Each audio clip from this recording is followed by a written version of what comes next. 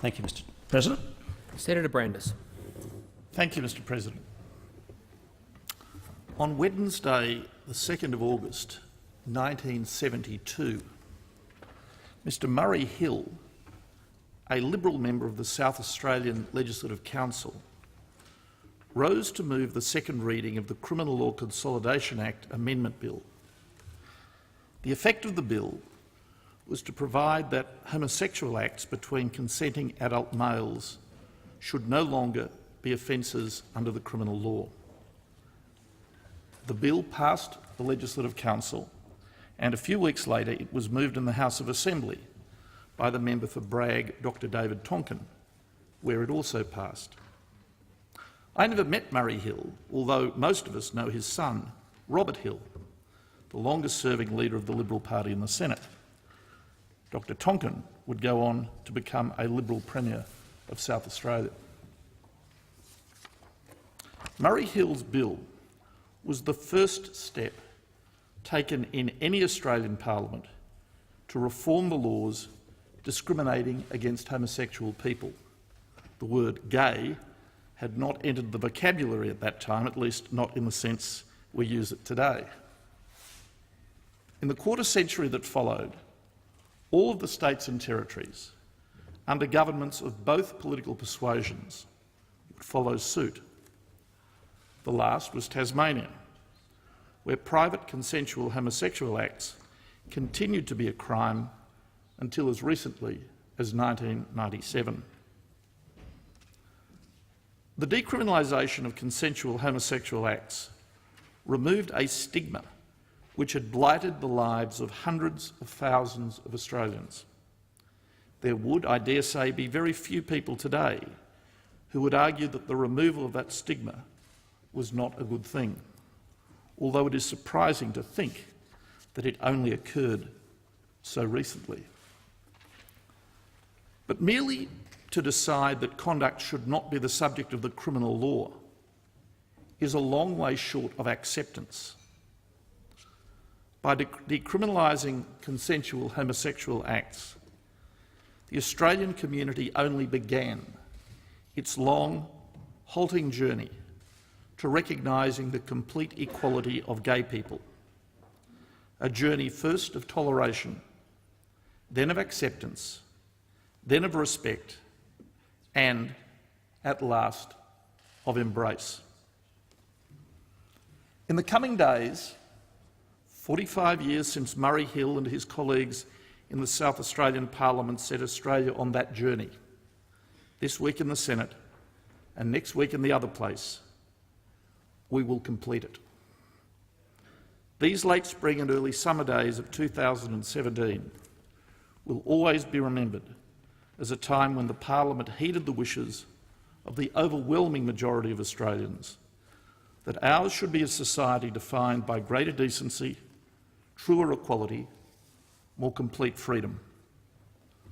The full legal equality of gay people will at last have been recognised. Marriage equality will be a reality by Christmas. To change the legal definition of marriage so as to include same-sex couples is a profoundly important social reform. Significantly, it is a reform which began on the conservative side of politics. Those who have followed the intellectual history of this issue locate its commencement to a single point in time, the publication in the New Republic magazine in August 1989 of an article, "Here Comes the Groom," written by the leading American conservative writer Andrew Sullivan. It proved to be one of the most influential articles of the late 20th century because it kicked off the gay marriage debate. It is noteworthy that Andrew Sullivan is also the author of one of the finest contemporary essays on conservatism, The Conservative Soul. In the 1990s, left-wing opinion leaders condemned Sullivan's argument for gay marriage, not because they were against gays, but because they were against marriage, recognising that marriage is an intrinsically conservative institution. It is only in more recent years that those on the left have changed their tune and belatedly adopted gay marriage as a cause. Profoundly important though the acceptance of same-sex marriage may be as a social change, its symbolic significance is even greater still. With the passage of this bill, we will demolish the last significant bastion of legal discrimination against people on the grounds of their sexuality. At last, Australia will no longer be insulting gay people by saying different rules apply to you. So this bill is important not merely because it will enable gay people to marry, just as everybody else is able to marry. It is more important than that. After centuries of prejudice, discrimination, rejection and ridicule, it is both an expiation for past wrongs and a final act of acceptance and embrace. I want to reflect for a moment on the message this will send, in particular, to young gay people, to the boy or girl who senses a difference from their friends, which they find difficult to understand and impossible to deal with. In his first speech in the Parliament, my friend Tim Wilson spoke movingly of his own experience of confronting that knowledge as a tormenting fear that took an energetic 12-year-old and hollowed his confidence to eventually doubt his legitimate place in the world. How many hundreds of thousands of young Australians have known that fear? How many have lived with it, silently and alone? How many have failed to come to terms with it and been overborne by it? By passing this bill, we are saying to those vulnerable young people, there is nothing wrong with you. You are not unusual, you are not abnormal, you are just you. There is nothing to be embarrassed about, there is nothing to be ashamed of, there is nothing to hide. You are a normal person, and like every other normal person, you have a need to love. How you love is how God made you.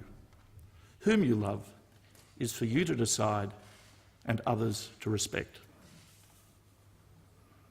Wednesday, the 15th of November, when the result of the postal survey was announced, was a day the like of which Australia has seldom seen. At a time when the prevailing public mood is one of frustration and cynicism, that cynicism gave way to rejoicing. As the Prime Minister said, the Australian people have spoken in their millions. They voted yes for fairness, they voted yes for commitment, they voted yes for love. And it is important to acknowledge the people who were not persuaded about the desirability for change accepted the result with generosity and grace. Since the long road to homosexual law reform in Australia was begun 45 years ago by a Liberal politician, and the seminal intellectual case for same-sex marriage was made 28 years ago by a Conservative writer, it is appropriate that it should have been brought to fulfilment by a Liberal government. Malcolm Turnbull is the first Australian Prime Minister to have advocated and prosecuted this cause, and it will stand as one of the signature achievements of the Turnbull government. It rises above tawdry day-to-day politics as an imperishable legacy. If I may draw a comparison, nobody today remembers the arguments about the state of the economy or the policy controversies or the political intrigues that took place during the government of Harold Holt. Like all political ephemera, they have faded into history. But people do remember the 1967 referendum, that great act of inclusion of Indigenous Australians. As the years and decades pass, its significance only grows. And I predict that, like the 1967 referendum, this decision by the Australian people, enabled by their government and enacted by their parliament, will come to be seen as one of those occasional shining moments which stand out in our nation's history, about which people will still speak with admiration in decades, indeed centuries to come.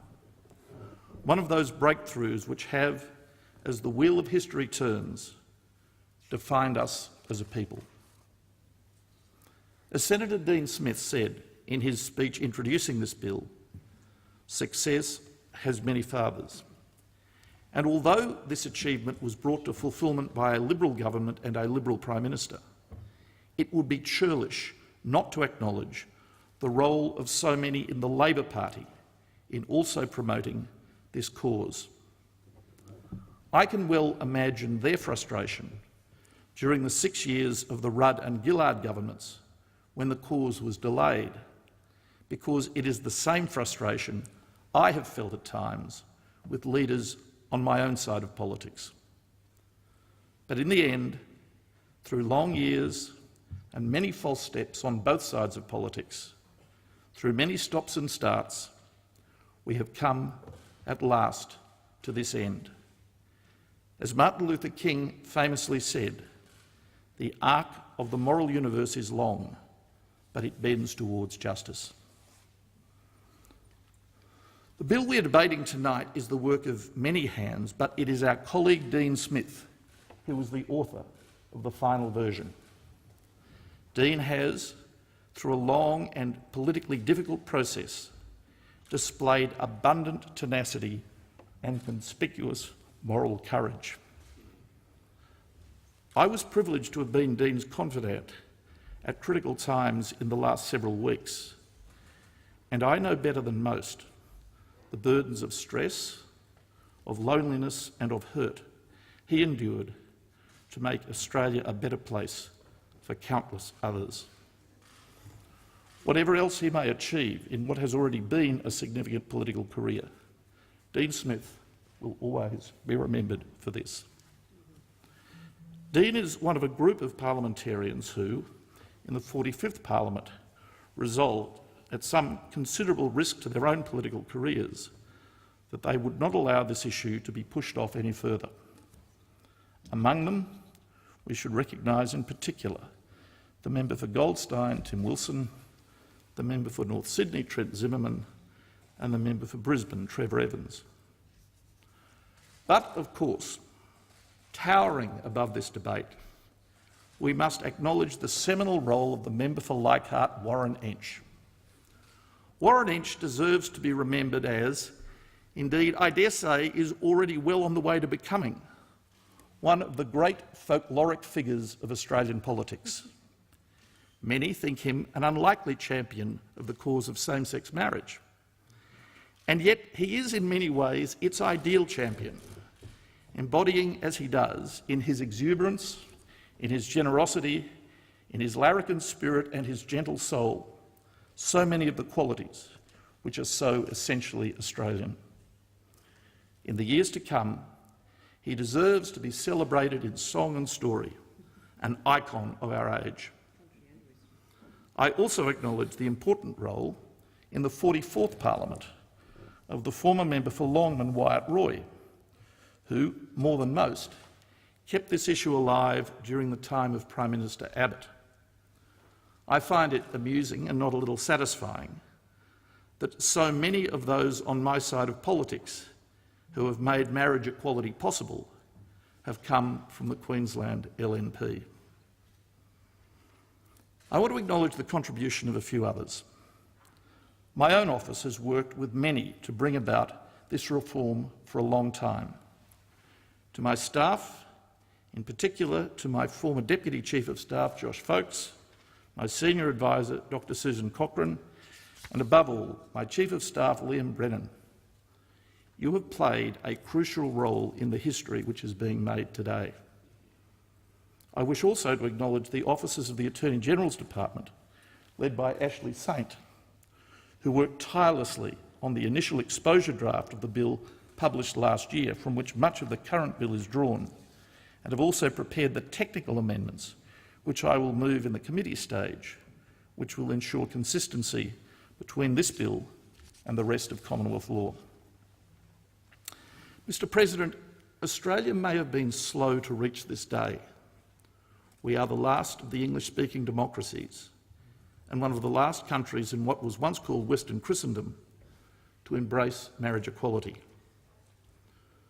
But when that day did come, it came triumphantly, it came joyously, and it came, most importantly, from the Australian people themselves. Like all of the best and most enduring social change, it was not imposed from above. The will for it germinated in the hearts and minds of the people themselves. Now that the Australian people have spoken, it is for us, their elected representatives, to respond. And so let us now complete the task which they have set for us and for which so many of us have worked for so long. I move that the bill be now read a second time.